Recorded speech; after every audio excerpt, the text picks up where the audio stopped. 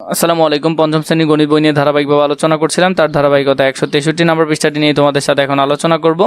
দেখি পারি কিনা এই সমস্যাগুলো আমরা সমাধান করব সুন্দর করে। 1 নম্বরে নিচের চিত্রের অনুরূপ দুইটি চিত্র আঁকি। এইগুলোর মধ্যে অনুরূপ মানে এগুলার বিপরীত আমরা দুইটা চিত্র অঙ্কন করব। এগুলো আমাদেরকে দিয়েছে, তাহলে এগুলার বিপরীত চাইলে আঁকতে পারো। আমি তোমাদেরকে একটা এখানে এঁকে দিচ্ছি, যেমন এখানে থেকে এরকম করে চাইলে আঁকতে পারো,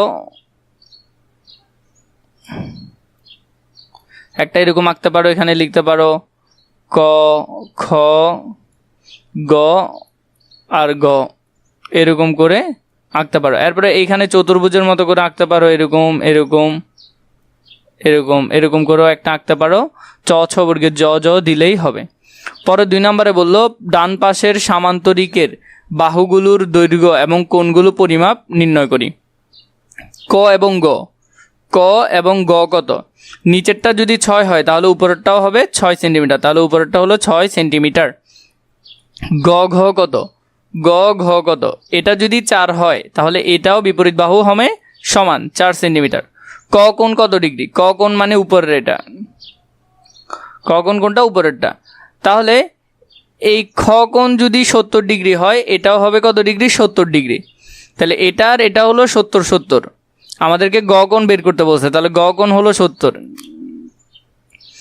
70 আর 70 কত হবে? 140 হবে। কত হবে? 140।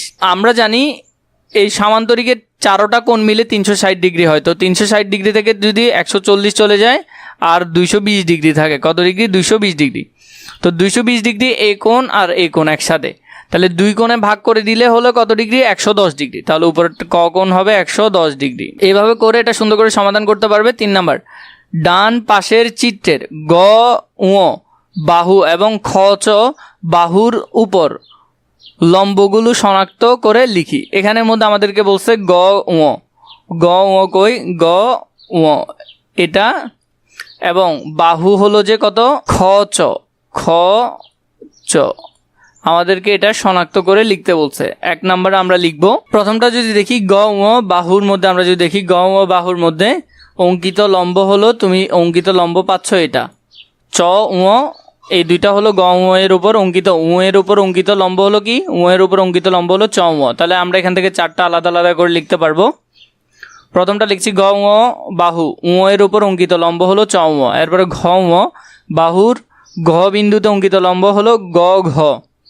এরপরে হলো যে খ ছ বাহুর খ বিন্দুতে অঙ্কিত লম্ব হলো ক খ।